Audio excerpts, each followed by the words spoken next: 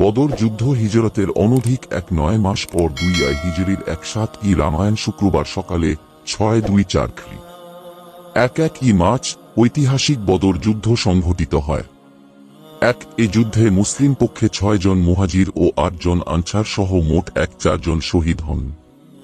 কাফের পক্ষে 7 জন নিহত ও 7 জন নেতৃস্থানীয় ব্যক্তি বন্দী হয়।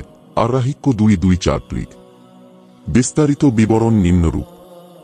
বদর হল মদিনা থেকে 160 কি.মি. দক্ষিণ পশ্চিমে অবস্থিত একটি প্রসিদ্ধ বাণিজ্য কেন্দ্রের নাম, যেখানে পানির প্রাচুর্য থাকায় স্থানটির গুরুত্ব ছিল সর্বাধিক। এখানেই সংঘটিত হয় ইসলামের ইতিহাসে তাওহীদ ও শিরকের মধ্যকার প্রথম সশস্ত্র মোকাবিলা। 9 মাসের এই সংক্ষিপ্ত সময়ের মধ্যে কুরাইশরা রাসূলুল্লাহ কে মদিনা থেকে বের করে দেবার জন্য নানাবিধ অপচেষ্টা চালায়। যেমনভাবে তারা ইতিপূর্বে হাবশায় হিজরতকারী মুসলমানদের সেখান থেকে বের করে দেবার ষড়যন্ত্র করেছিল, কিন্তু সেখানে তারা ব্যর্থ হয়েছিল প্রধানত 3টি কারণে। 1. সেখানে ছিল একজন ধর্মপরায়ণ খ্রিস্টান বাদশাহ আছহামা নাজাশির রাজত্ব, যিনি নিজে ইনজিলে পণ্ডিত ছিলেন এবং সে কারণে আখেরি নবী হিসাবে রাসূল এর প্রতি শ্রদ্ধাশীল ছিলেন। 2. মক্কা ও হাবশার মধ্যখানে ছিল আরব সাগরের একটি প্রশস্ত শাখা, যা পেরিয়ে ওপারে গিয়ে হামলা করা সম্ভব ছিল না। 3. হাবশার লোকেরা ছিল হিব্রুভাষী, তাদের সাথে কুরাইশদের ভাষাগত মিল ছিল না এবং কোনরূপ আত্মীয়তা বা পূর্ব পরিচয় ছিল না। ধর্ম অঞ্চলগত মিলও ছিল না। পক্ষান্তরে ইয়াছরিব ছিল কুরাইশদের খুবই পরিচিত এলাকা, যার উপর দিয়ে তারা নিয়মিতভাবে সিরিয়াতে ব্যবসার জন্য যাতায়াত করত।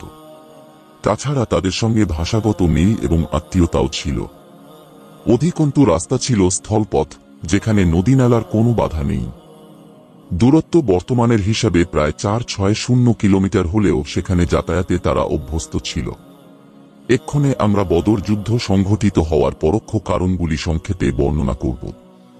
পরোক্ষ কারণসমূহ: মুনাফিক সর্দার আব্দুল্লাহ ইবনে উবাইয়ের নিকটে কুরাইশ নেতাদের পত্র প্রেরণ। উল্লেখ্য যে আব্দুল্লাহ তখনও ইসলাম কবুল করেননি। রাসূল এর আগমনের কারণে ইয়াছরিবের নেতৃত্ব লাভের মোক্ষম সুযোগটি হাতছাড়া হয়ে যাওয়ায় তিনি ছিলেন মনে মনে দারুণভাবে ক্ষুব্ধ।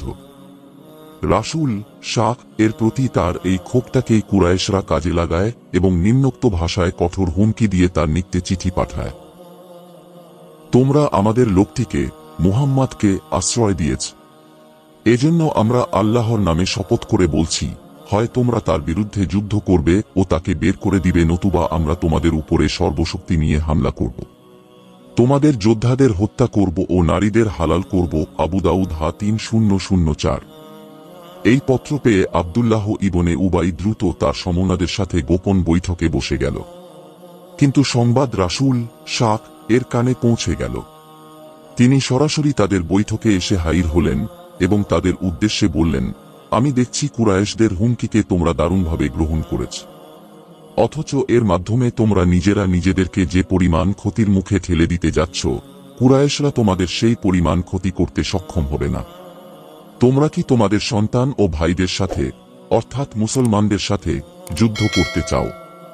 রাসূল এর মুখে এ বক্তব্য